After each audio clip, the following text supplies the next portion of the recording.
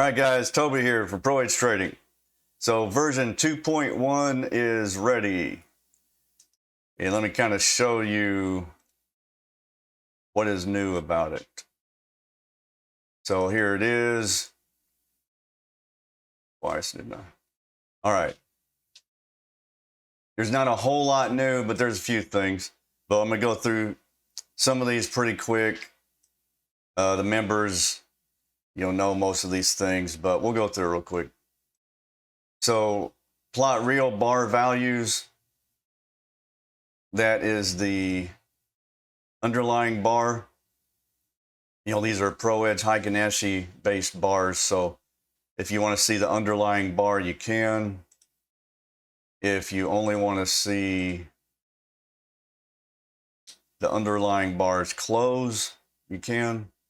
These hash marks. So either way, and those are you can adjust the colors. You can adjust an offset if the wick's in the way. If you want to display the indicator,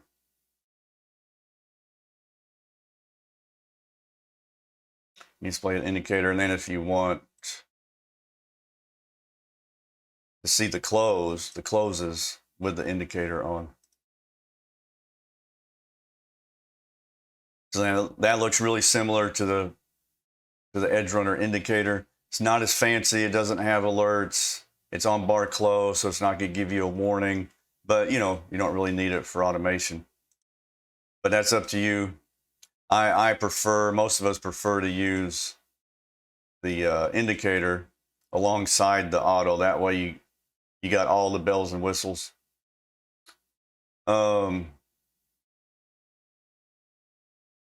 Something we added, high granularity data. And backtest has always been in there. Let me explain backtest a little more clear. For live trading, you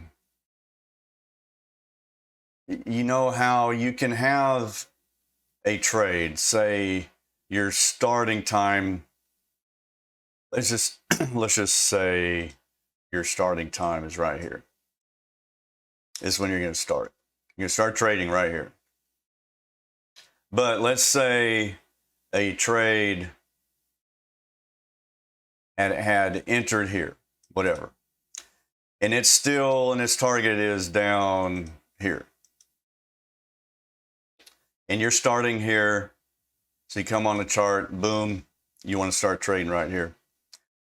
But historically, a trade started back here, going short. Here's the target.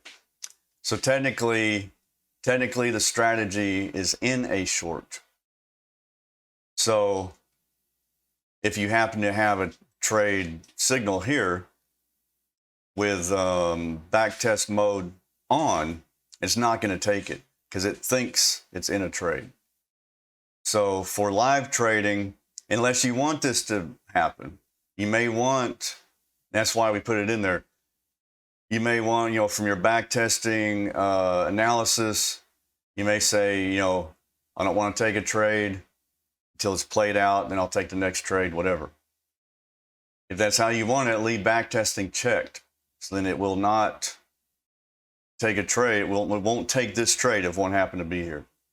If you don't have it checked, it ignores historical. As soon as this trade happens, it's going to take it. So that's the backtest mode button for live. Now for actual backtesting, plopping it on a chart or using the analyzer, you do want backtest selected. But for live trading, that's all it's for. That's all it's for, is just in case the strat historically was in a trade, it's not going to let you get in another one. It has to play out, and then it'll get another one. So you can, that's up to you. Turn it on or off in live trading. You know what it does now. But you do need it for actual backtesting. And then display indicator, we went through that. High granularity data, that's something we've added for 2.1. That is for backtesting. and session risk, which I'll get into. But for back testing, you got to have that on and back test. And this is what catches, this is why you can use Hikey bars and still have tick results, tick granularity. So that when you are doing, it'll get in and out where it's supposed to. It'll obey break-even settings, the line in the sand settings, anything that needs tick granularity, that will do it. And you also need it if you are going to say you want, right now, the session risk settings are set up to activate a bar close. So say you got it on 500 and a bar is forming and it gets up to 900, whatever. When it closes at 900, this is going to kick in, but it's going to kick in at 900 at the close. If you select, same thing with the loss, it's going to take effect at the bar close. If you want it to literally get you out as close as it can to whatever value you have in here, say 500 for this example, then you got to have this selected. Max session intertrade requires high granularity data. So that's the only time you have to use this in live, is if you're using, is if you want to get out at exactly these values. If you are all right with just getting out at the close, you don't need that or that. But you never need this selected for live trading unless you want to get out at exactly whatever value you have in here, or close to it,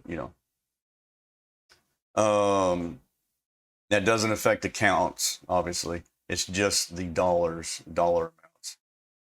And because we originally made it this way on bar close, because a lot of times, say you have your max loss is 500, and the candle goes down, it hits 700, and then it comes back up, whatever. So we thought, we'll make it bar close. But we had requests to get out at exactly when I'm 500 down, I want out. So there you go. You click that and that. But don't need either if you're not using these two things to the tick. And the rest is pretty much the same. That was the big things, the back testing and the max session and loss. But we will go over some of these trades or functions here. So you got position sizing. This is the auto. The bot will automatically select a number of contracts for you, and this max risk or profit is based on the trade. So let's say I'm gonna put the indicator on here just so we can see it.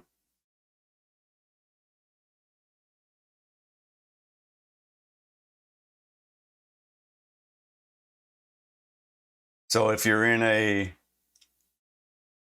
it's always going to look at the edge band, unless you tell it different. So let's just say there was a signal right here.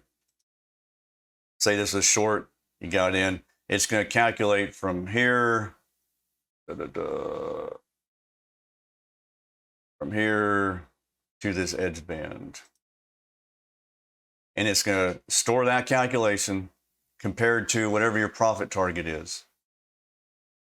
So let's just say this is 100 and your profit target's 200.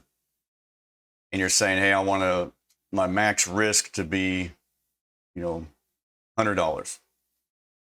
So on the micros, it's going to say, all right, whatever this distance is, we'll call it's close to 20 points.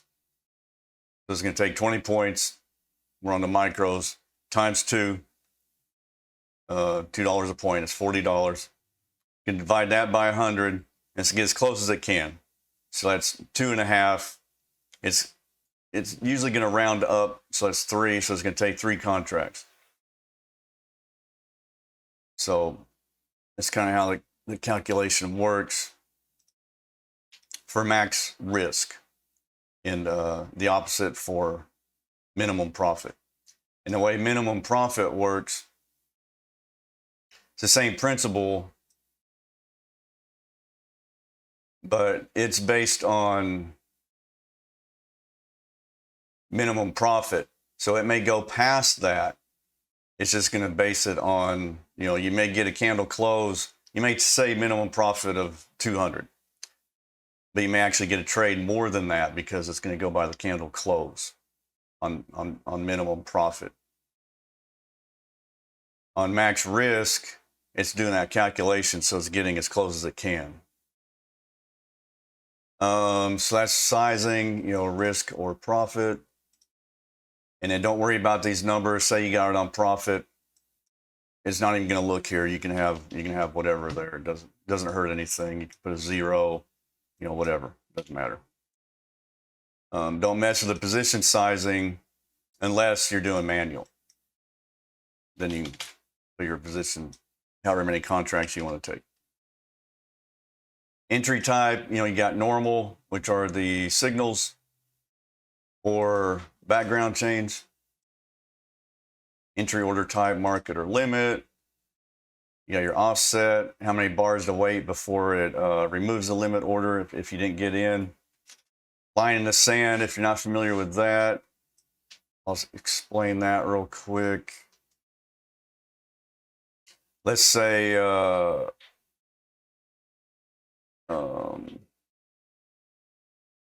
this is a signal for a short. And you say, all right, this is say a signal, just say right here. This is a signal. You say, all right, I want to get in, but I want to get in at a discount. So you put a limit order up here. And you say to yourself, all right, if it gets too far, and that's just up to you, say 10 points. If it gets 10 points, 40 ticks down before getting me in, that is your line in the sand. It's your line in the sand value, in ticks. So you got your order resting here. It just doesn't get you in. Hits your line in the sand, whatever value you want that to be. It's going to take this order off. So that is the line in the sand.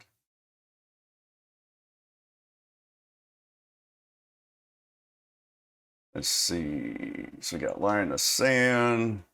Background change weight bars. Let me put the indicator back on here.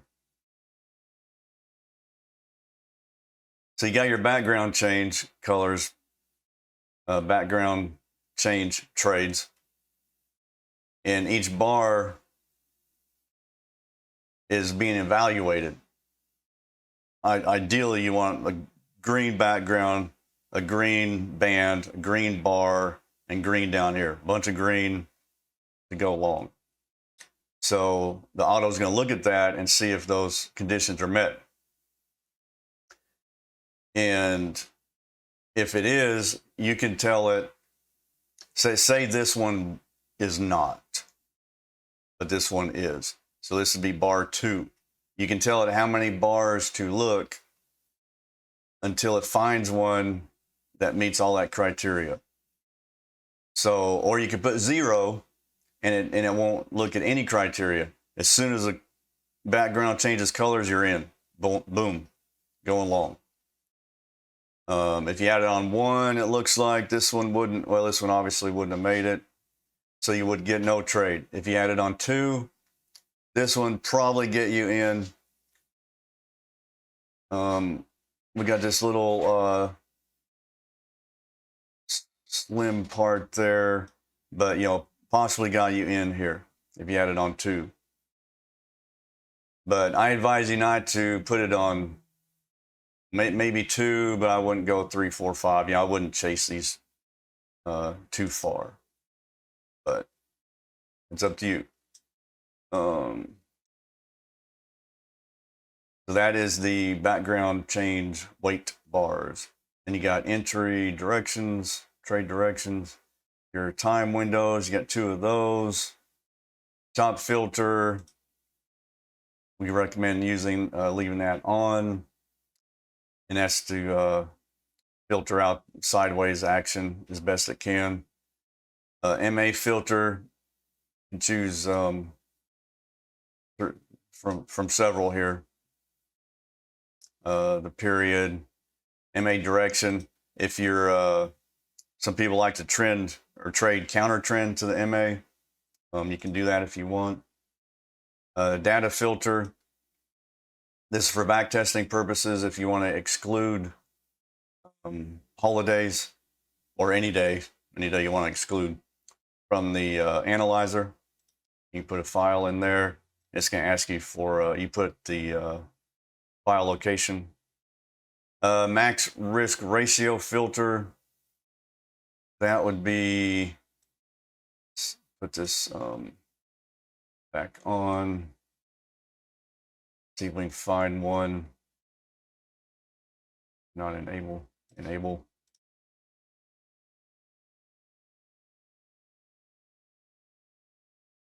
Am I not enabling this? You can't have this on in live trading. Okay.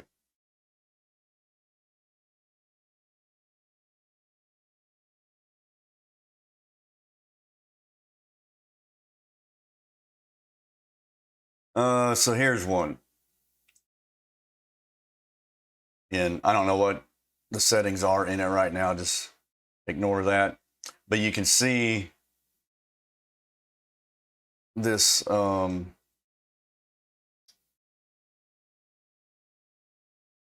this one you might make it. Let's find a good example. Here's one. All right, here's a long. And you see the entries up here. The max risk ratio filter is going to look at this distance from the entry to the edge band, because that's generally our stop location.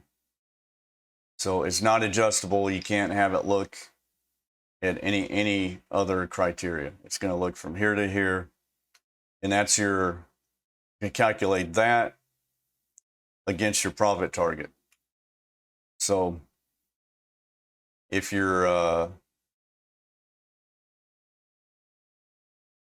it's going to divide that out, and so say your max risk is 3. That means it's going to look at this compared to your profit target, divide that out. If it's more than 3, it's going to skip this trade. So it depends on the settings that you have for the trade type.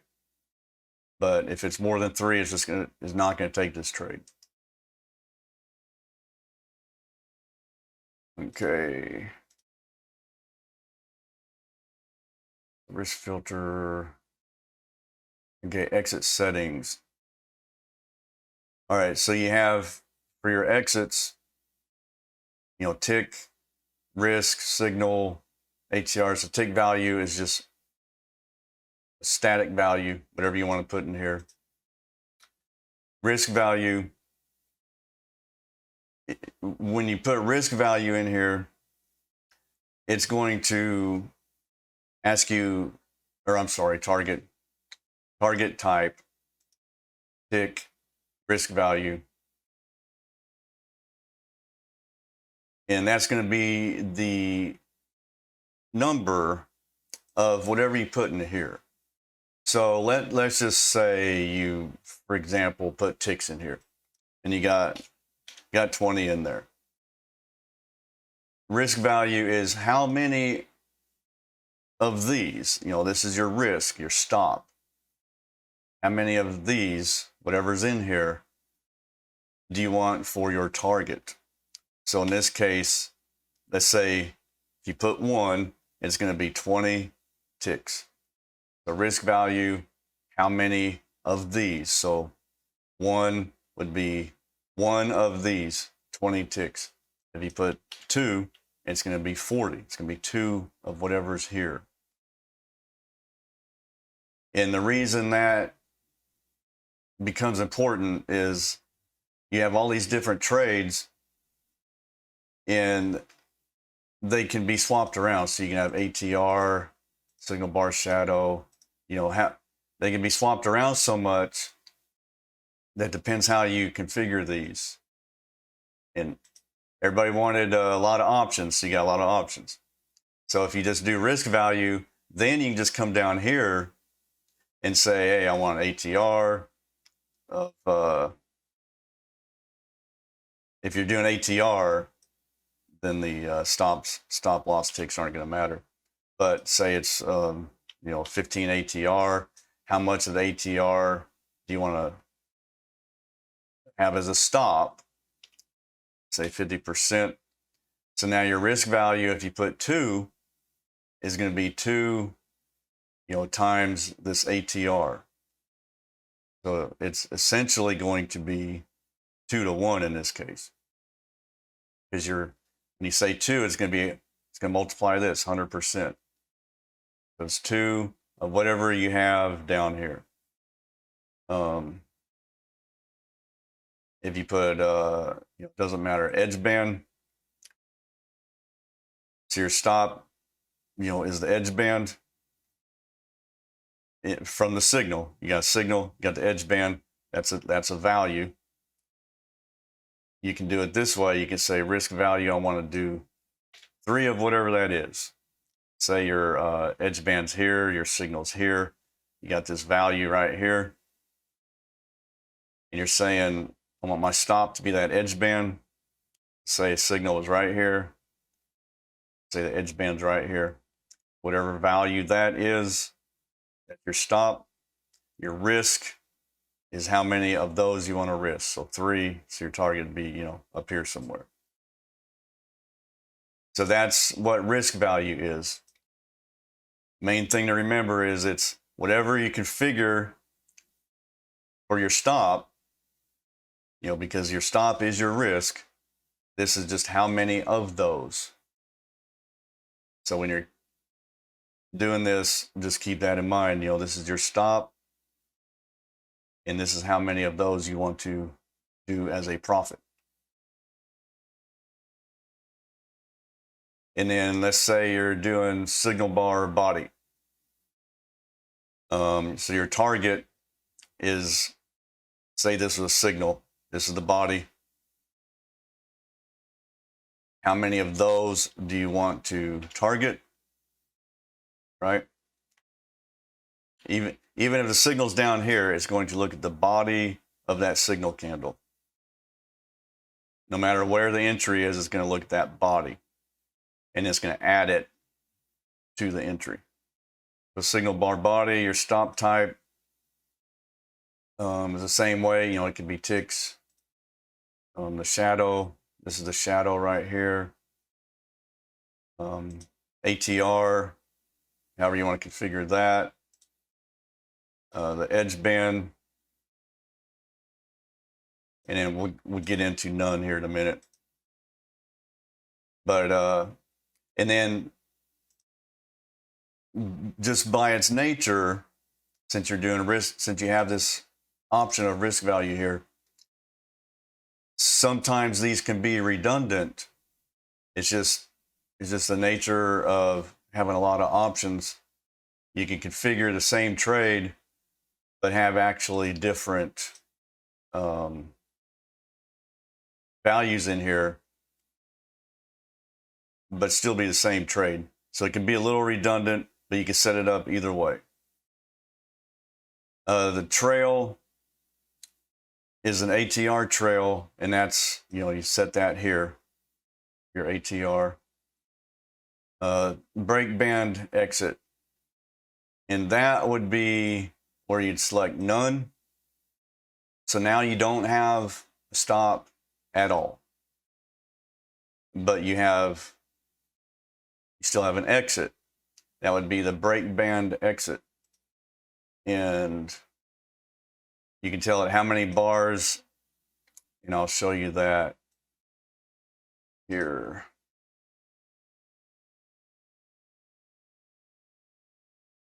So let's find one that loses, unfortunately. Okay, here we go. So here's your exit, or here's your entry, your signal entry.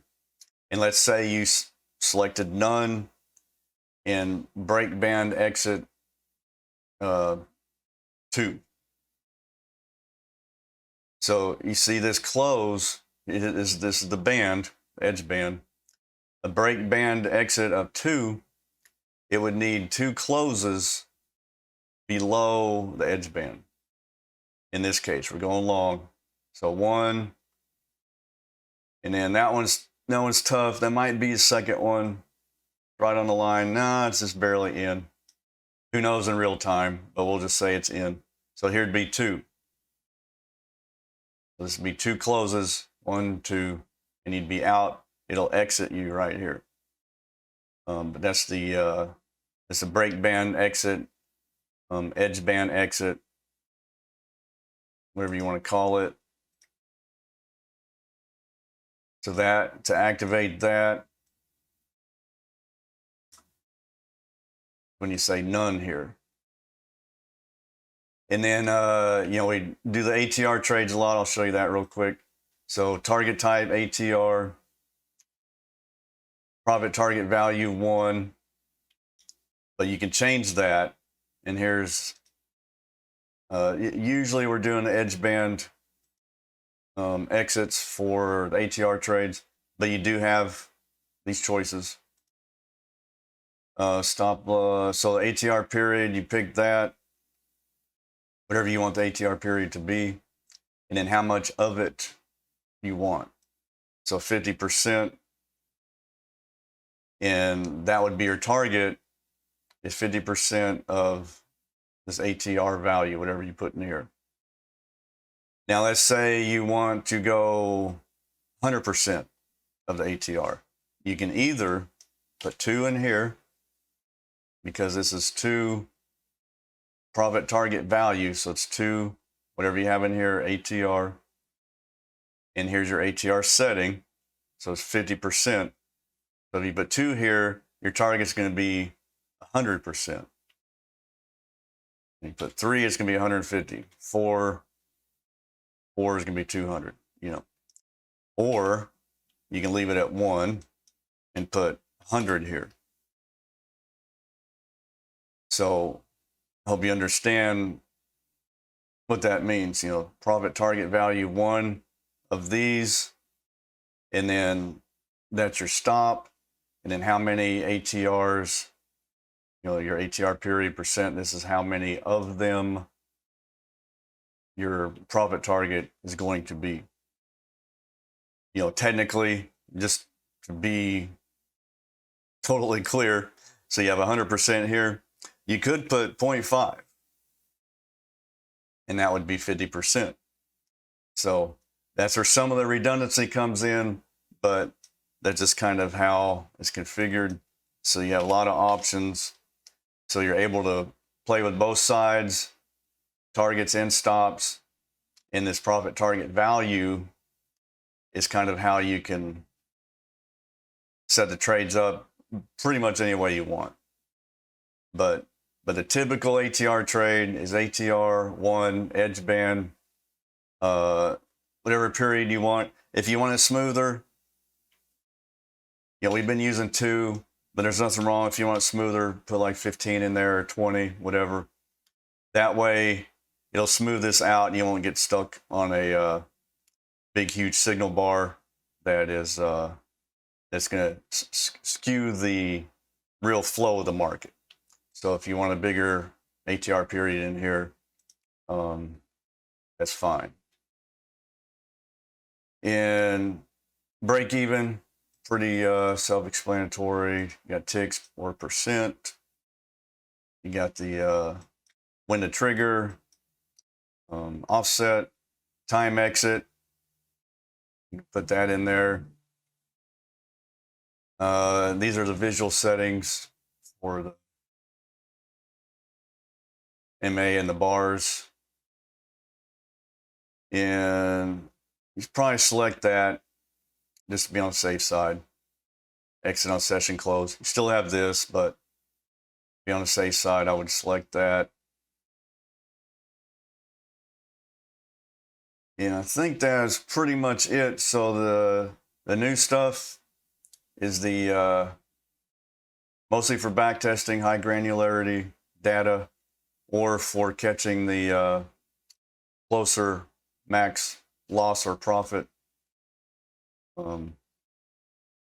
Yeah, it's EdgeRunner Auto 2.1. And I know that's kind of long. I just want to go through that. We get a lot of questions about all this stuff. So just going to go through that. But I appreciate it. And we will see you guys tomorrow.